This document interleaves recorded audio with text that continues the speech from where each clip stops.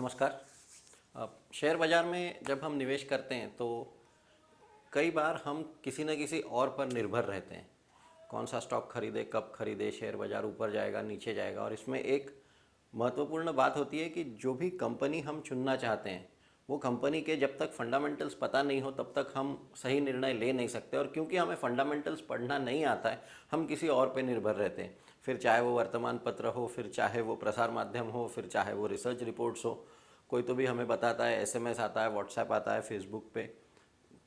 और उसकी वजह से हम जो निर्णय लेते हैं शायद वो सही तरीका नहीं है, या कई बार उसमें गलतियां हो जाती है। हम कौन से शेयर खरीदते हैं, पता नहीं क्यों खरीद रहे हैं। अभी ये बात सबको पता है कि फंडामेंटल एनालिसिस करना चाहिए या कंपनी के फाइनेंशियल्स पता रहने चाहिए। पर दिक्कत की बात यह है कि हमें यही नहीं पता कि फंडामेंटल एनालिसिस करता कैसे। सब लोग कहते हैं कि आपने एनुअल रिपोर्ट पढ़ना चाहिए, पर एनुअल रिपोर्ट पढ़े तो क्या पढ़े, वो इतनी बड़ी किताब आती है, उसमें छोटे छोटे अक्षर रहते हैं, वी डोंट अंडरस्टैंड। तो इसलिए ये जो वीडियोज़ रहेंगे फंडामेंटल एनालिसिस वाले, इसमें हम प्रयास ये करेंगे कि कंपनी के जो दो महत्वपूर्ण फाइनेंशियल स्टेटमेंट्स होते हैं, प्रॉफिट एंड लॉस अकाउंट और बैलेंस शीट, वो सर्वसामान्य भाषा में, जो कॉमर्स बैकग्राउंड के नहीं हैं, वो किस भाषा में, वो किस तरह से समझ सकते हैं, उसका हम प्रयास करेंगे। तो जब भी हम फंडामेंटल एनालिसिस कहते हैं, जब कोई कहता है कि कंपनी के फाइनेंशियल्स पढ़ने चाहिए या कंपनी का बैलेंस शीट या एनुअल रिपोर्ट पढ़ना चाहिए, तो उसमें सबसे पहला स्टेटमेंट होता है profit and loss statement.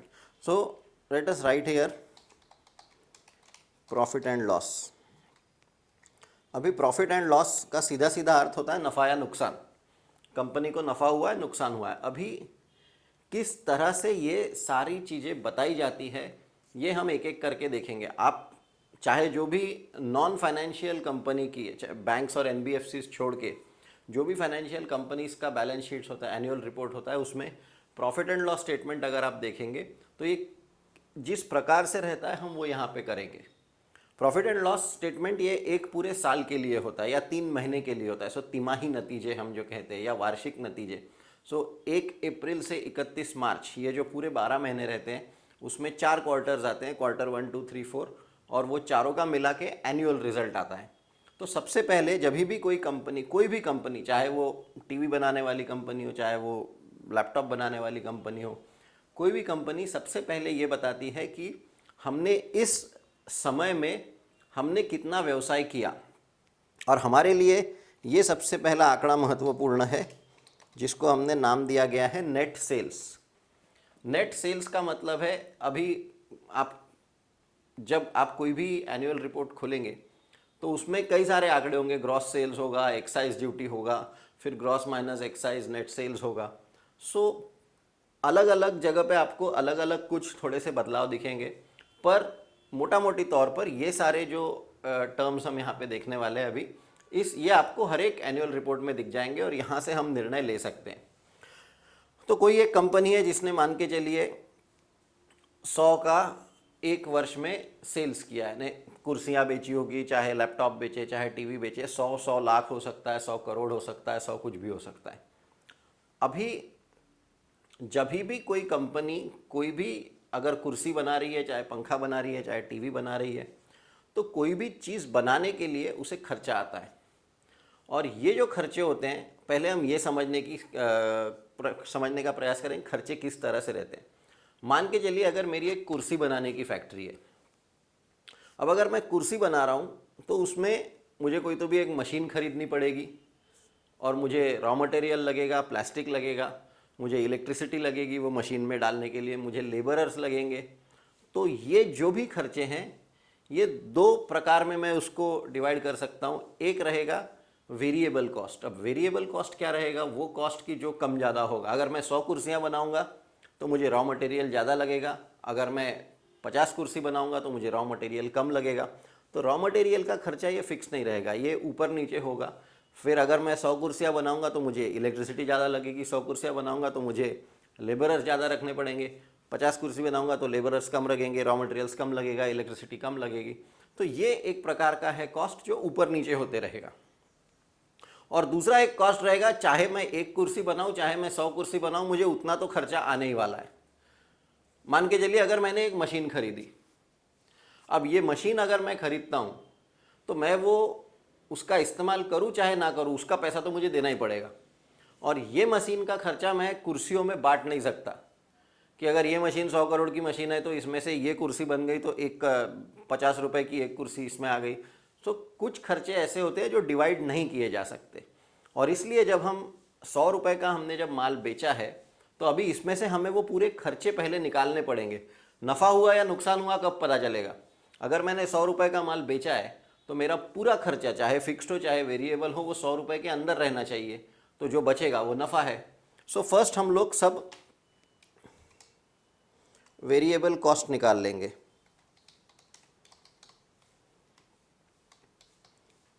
So variable cost मान के चलिए अगर हमारे 20 रुपए के है तो जो भी बचता है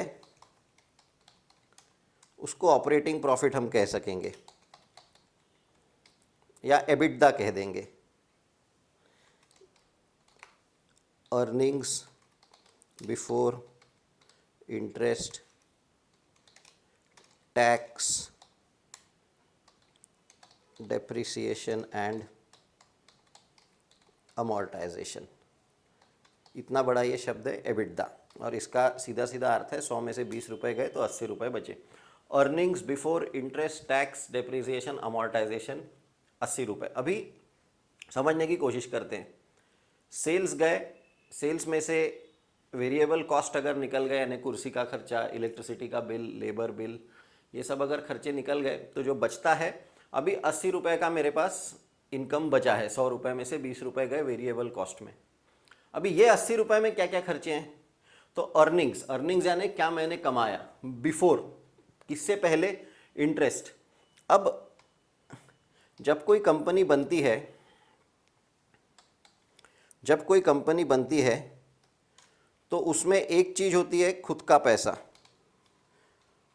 मान के चलिए मैंने खुद का 100 रुपया लगाया है और मैंने किसी से उधार लिया है। 100 रुपये का मैंने किसी से उधार लिया है, बैंक से बोलिए, बॉन्ड इशू करके बोलिए। तो नेट नेट मेरी कंपनी के पास जो कैपिटल है, जो पूंजी है, वो 200 रुपये की पूंजी है। मैंने 200 रुपये से मेरा व्यवसाय शुरू किया। 200 रुपये में से 100 रुपये मैंने खुद के लगाए थे और 100 रुपये मैंने किसी से उधार लिया था। अब जब मैं किसी से उधार लेता हूँ तो इसके ऊपर मुझे ब्याज देना पड़ेगा, and that is what is the component here. इसीलिए earnings before interest tax depreciation amortization जब हम कहते हैं तो ये 80 रुपये में से मुझे जिससे उधारी लिया है उसको ब्याज देना पड़ेगा, तो वो भी इसमें से निकलेगा। टैक्स, अगर मैं हिंदुस्तान में व्यवसाय कर रहा हूँ तो मुझे जो भी नफ़ा होगा उसके ऊपर मुझे टैक्स देना पड़ेगा, कॉरपोरेशन टैक्स, कंपनी टैक्स, कर। सो देयरफॉर वो एक पार्ट इसमें से 80 रुपये में से निकालना पड़ेगा। डेप्रिसिएशन अमॉर्टाइजेशन, ये शब्द थोड़ा सा हमें समझना पड़ेगा। अब इसके लिए हम ये यहीं पे छोड़कर इसके लिए हम एक दूसरा उदाहरण लेंगे। मान के चलिए हमारे घर में एक पार्टी है और हम 5 लोग मिले हैं, और मान के चलिए हमने इस पार्टी के लिए सॉफ्ट ड्रिंक्स की बोतल खरीदी, और ये हमने 5 बोतल खरीदी। अब ये पूरी पार्टी हो गई और पार्टी में 5 में से केवल 3 ही बोतल काम में आई, यानी कि 5 में से 2 बोतल अभी भी बची है। अब सवाल ये उठता है कि जब मैं इन सभी दोस्तों से, मेरे सभी दोस्तों से जिसमें मैं भी आ गया, जब मैं इसमें आता हूं तो मैं इनसे कितने पैसे मांगूंगा? 5 बोतल के पैसे मांगूंगा कि 3 बोतल के पैसे मांगूंगा कि 2 बोतल के पैसे मांगूंगा? और यहां पे हमें समझना आवश्यक है कि प्रॉफिट एंड लॉस स्टेटमेंट जब आता है तो उस समय में आपने कितना खर्च किया ये उतना महत्वपूर्ण नहीं है जितना आपने कितना कंज्यूम किया, ये महत्वपूर्ण है। So understand, profit and loss statement में कंजम्पशन इज इंपॉर्टेंट, और इसलिए मैंने चाहे खुद के पैसे से पहले 5 बोतल खरीद ली थी, लेकिन क्योंकि इस पार्टी में केवल 3 बोतल ही इस्तेमाल हुई है, इसलिए मेरे दोस्तों से मैं 3 बोतल का पैसा लूँगा और 2 बोतल्स जो है वो मैं अपने पास अपने फ्रिज में रखूँगा, और ये 2 बोतल्स को मैं एसेट्स कहूँगा। तो ये अगली पार्टी के लिए मेरे काम में आने वाले हैं। और ये जो है ये मेरा कंज्यूम हुआ है। तो इसके लिए अब इसी चीज़ को अगर हम, इसी उदाहरण को अगर हम हमारे एग्जाम्पल में देखेंगे बिजनेस वाले, तो जब हमने 100 करोड़ उधार लिए, ये 100 करोड़ से मान के चलिए हमने एक मशीन खरीदा और ये मशीन का भाव मान के चलिए 100 करोड़ का था। तो कैसे हुआ कि हमने उधार लिया 100 करोड़ और वो 100 करोड़ सीधा का सीधा उस व्यक्ति को चले गया जिसने हमें ये मशीन दी। अभी उसको उसका पैसा मिल गया, मशीन अपनी कंपनी में आ गई। अब ये जो मशीन है ये 5 साल तक काम करने वाली मशीन है। जैसे अपने सॉफ्ट ड्रिंक्स के बॉटल में हमने 5 बॉटल खरीदी थी, अब 5 साल तक अगर ये मशीन काम करने वाली है तो इसका मतलब है पूरा का पूरा 100 करोड़ का जो खर्चा है वो मैं पूरा का पूरा पहले साल में नहीं लगा सकता। यहाँ पे अगर मैंने 100 करोड़ का खर्चा दिखा दिया तो मेरी तो कंपनी पहले साल में ही लॉस में चली जाएगी। 80 में से 100 रुपए गए तो 20 रुपए का लॉस, और जो कि गलत भी है क्योंकि मेरा मशीन 5 साल तक काम करने वाला है। इसीलिए मैं हर साल एक खर्चा दिखाऊंगा। वास्तव में खर्चा हो गया है, 100 करोड़ मैंने उधार में लिए थे, वो 100 करोड़ दे दिए वो मशीन को। अब ये मशीन मेरे पास है, अब मैं ये मशीन को कंज्यूम कर रहा हूँ धीरे धीरे धीरे, और इसलिए मैं हर साल इसका 20 करोड़ रुपया दिखाऊंगा। तो वो 5 साल में वो जीरो हो जाएगा, जिसको स्ट्रेट लाइन डेप्रिसिएशन कहते हैं। अपने कुछ एक निवेशक के लिए इतना कुछ काम का नहीं है, लेकिन ये होता है डेप्रिसिएशन का अर्थ। अभी डेप्रिसिएशन के साथ साथ एक वर्ड है वहाँ पे, अमोर्टाइजेशन। मशीन ये एक फिजिकल एसेट है, टेंजिबल एसेट है, आप हाथ लगा सकते हो, आप उसको देख सकते हो। लेकिन कुछ एसेट ऐसे होते हैं कि आप जिसको देख नहीं सकते। मान के चलिए ब्रांड, या मान के चलिए कोई कॉपीराइट। तो ये कुछ ऐसे एसेट्स होते हैं कि जो आप देख नहीं सकते, जो टेंजिबल नहीं होते, पर जिनको भी आपको इसी प्रकार से धीरे धीरे धीरे धीरे उसको जीरो करना पड़ता है। ये क्यों जीरो करना पड़ता है? मान के चलिए मैं एक बहुत बड़ी कंपनी हूँ, मैं कुर्सी बनाता हूँ और मेरी मोनोपोली है, मैं अकेला ही कुर्सी बनाता हूँ और मेरा बहुत बड़ा नाम हो गया है चेयर मेकर करके। अब 5, 8, 10, 15, 20 साल तक जब मेरी कंपनी चलती है और सबको दिखता है कि एक ही है जो कुर्सी बेच रहा है, इससे दो चीज़ें होगी। एक, जो अन्य व्यावसायिक है वो बोलेंगे कि यहाँ पे एक ही कुर्सी बेचने वाला है तो मैं भी मेरी कुर्सी की फैक्ट्री डालता हूँ। और दूसरा, धीरे धीरे जैसा समय जाएगा वैसे वैसे डिमांड बढ़ेगी और मेरी फैक्ट्री एक ही मार्केट, एक ही सर्विस प्रोवाइडर, एक ही कुर्सी बनाने वाला ये पूरे मार्केट को, ग्रोइंग मार्केट को कंटिन्यूअसली केटर कर भी नहीं सकता। तो इसलिए दूसरा पर्सन आएगा, फिर तीसरा पर्सन आएगा, फिर चौथा पर्सन आएगा। तो धीरे धीरे क्या होगा, मेरा जो एक मोनोपोली था, मेरा जो एक ब्रांड था, वो धीरे धीरे धीरे धीरे कहीं तो भी मार्केट शेयर उसको छोड़ना पड़ेगा। जब इंडिया में इंश्योरेंस आया था, प्राइवेट अलाउ किए गए थे, उसके पहले केवल LIC था। अब इतने सारे वर्षों में LIC धीरे धीरे धीरे धीरे करके अभी कितना 70-80% कुछ तो भी, पहले जो 100% था वो उसको धीरे धीरे करके 80% आ गया। हाँ, ये बात और है कि इंश्योरेंस मार्केट का साइज ही बढ़ गया और LIC ने अपना ब्रांड वैल्यू पकड़ के रखा है। ये एक अलग विषय है, जब हम आगे एनालिसिस बात करेंगे। ब्रांड का क्या महत्व है? पिडिलाइट एक बहुत अच्छा ब्रांड है, फेविकॉल, फेविक्विक, डॉक्टर फिक्सिट, बाटा एक बहुत अच्छा ब्रांड है, नवनीत पब्लिकेशंस एक बहुत अच्छा ब्रांड है। तो ब्रांड्स निश्चित रूप से उसका महत्व होता है, पर अकाउंट्स में जब हम देखते हैं तो उसको धीरे धीरे आपको अमोर्टाइज करना पड़ता है ना, धीरे धीरे उसको शून्य की तरफ लेके जाना पड़ता है। तो वही यहाँ पे हो रहा है। तो ये सारे वैसे खर्चे हैं कि आपने एक कुर्सी बेची तो आप वो एक कुर्सी को इसमें से कुछ अंश लगा दिया, ऐसा नहीं हो सकता। और इसलिए ये फिक्स्ड कॉस्ट है और इसलिए ये धीरे धीरे करके हम एक साथ निकालते हैं। वेरिएबल कॉस्ट हमने निकाल दिए, अब fixed cost. So let us now एक एक करके इसको निकालते हैं।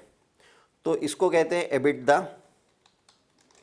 हर एक अर्निंग्स का EBITDA तो एबिटदा होता है। अब एबिटदा में से हम सबसे पहले दा निकाल देंगे। दा यानी डेप्रिसिएशन एंड अमोर्टाइजेशन। मान के चलिए, सो यहाँ पे लिखेंगे लेस डेप्रिसिएशन एंड अमोर्टाइजेशन। मान के चलिए इसका 20 करोड़ है। सो यहाँ पे भी लिख देंगे लेस वेरिएबल कॉस्ट या लेस ऑपरेटिंग कॉस्ट। सो 20 करोड़। तो एबिटदा में से अगर दा गया तो आपका एबिट बचेगा, यानी कि यहाँ पे हम लिखेंगे earnings before interest and tax. Earnings before interest tax depreciation amortisation 80 crore, उसमें से डेप्रिसिएशन अमोर्टाइजेशन यानी ये जो मशीन है 100 करोड़ की मशीन है, इसमें से 20 करोड़ गए वहाँ पे, इस साल हमने कंज्यूम कर लिए, तो इसलिए 100 में से 80 में से 20 गए, तो यहाँ पे फिर से बचेंगे 80 माइनस 20 इस 60 करोड़ रुपया इज़ अमोर्टाइजेशन एंड डेप्रिसिएशन। अब इसमें अगला पार्ट आएगा कि आपने टैक्स कितना पे किया, सॉरी इंटरेस्ट, सो इसमें से लेस इंटरेस्ट कर देंगे। मान के चलिए इसको भी 20 करोड़ पकड़ लेते, बहुत ज़्यादा है 100 करोड़ के लोन पे 20 करोड़, बट हमारे कैलकुलेशंस के लिए आसान है। आपने 60 करोड़ रुपए का आपने एबिट है आपके पास, उसमें से आपने जो 100 करोड़ रुपए का लोन लिया है उसके ऊपर मान के चलिए आपने 20 करोड़ का नुकसान 20 करोड़ का ब्याज दिया, तो आपका बचा 40 रुपया। ये जो 40 करोड़ बचेगा इसको नाम दिया गया है पीबीटी या फिर प्रॉफिट बिफोर टैक्सेस, क्योंकि अभी सब हो गया, वेरिएबल कॉस्ट निकल गए, डेप्रिसिएशन अमोर्टाइजेशन निकल गया, इंटरेस्ट था इंटरेस्ट निकाल दिया, अभी जो बचा है अभी सिर्फ गवर्नमेंट को सिर्फ आपको टैक्स देना बचा है। So this is your 40 crore rupees. अब लेट अस से इस पे less tax at the rate 30% कर लेंगे। सो यहाँ पे 40 इंटू 0.3 आपको 12 करोड़ का टैक्स पे करना पड़ेगा, और इसके लिए सबसे नीचे जो बचेगा प्रॉफिट आफ्टर टैक्स, जिसको कहा गया है पैट, तो 40 करोड़ में से 12 करोड़ गए तो आपका 28 करोड़ का आपका पैट है। This is known as the bottom line. जो हम बिजनेस में वर्ड्स यूज़ करते हैं या कई बार हम लोग कहते हैं टॉप लाइन क्या है, this is your top line. Net sales यानी टॉप लाइन होता है, प्रॉफिट यानी आपका बॉटम लाइन होता है। तो ये पूरी एनुअल रिपोर्ट या ये पूरी प्रॉफिट एंड लॉस स्टेटमेंट में हम कहेंगे कि ये कंपनी ने 100 करोड़ का धंधा किया और 100 करोड़ के धंधे पे इसको 28 करोड़ का प्रॉफिट हुआ। सो यहाँ पे एक और कैलकुलेशन आ जाएगा, नेट प्रॉफिट मार्जिन एनपीएम कितना है, तो हम कहेंगे 28 करोड़ डिवाइडेड बाय 100 करोड़। सो 28% का ये कंपनी का नेट प्रॉफिट मार्जिन है। ये पहला पार्ट हो गया कि हमने सिर्फ देखा कि प्रॉफिट एंड लॉस स्टेटमेंट में क्या क्या चीज़ें देखनी होती है। एक बार जल्दी से रिवाइज कर लेंगे। कंपनी जो माल बेचती है सबसे ऊपर top line net sales 100 crore, variable cost है आपके जो भी raw material, electricity, labour etcetera, पहले हम वो निकाल लेंगे। 20 करोड़ निकल गए, तो जो बचता है वो एबिटडा कहेंगे, earnings before interest tax depreciation amortisation. Depreciation आप जो भी मशीन यूज़ करते हो वो धीरे धीरे आपको ज़ीरो करना पड़ता है। अमोर्टाइजेशन इंटेंजिबल एसेट्स को आप अमोर्टाइज करते हैं, धीरे धीरे ज़ीरो करते हैं। इंटरेस्ट आपने अगर उधार लिया है, आपने एग्जाम्पल में हमने उधार लिया है, सो इसके ऊपर आपको जो ब्याज देना पड़ता है वो इंटरेस्ट। धीरे धीरे आपने सब कुछ कम किया तो आपका अल्टीमेटली आपको देना पड़ता है टैक्स 30% के हिसाब से, प्रॉफिट बिफोर टैक्स, तो आपका 28 करोड़ आया। आपने 100 करोड़ का माल बेचा, 100 करोड़ के माल पे 28 करोड़ का आपका प्रॉफिट हुआ। 28% is your net profit margin. आप ये धंधा कर सके, आप ये व्यवसाय कर सके क्योंकि आपके पास 200 करोड़ रुपए की कैपिटल थी। व्यवसाय करने के लिए कैपिटल लगता है, और ये हमारे अगले वीडियो की शुरुआत का पॉइंट होगा कि जब 200 करोड़ थे तब हम ये कर सके। मान के चलिए अगर 400 करोड़ होंगे तो हम क्या कर सकते हैं, तो वो हम देखेंगे अगले वीडियो में। धन्यवाद।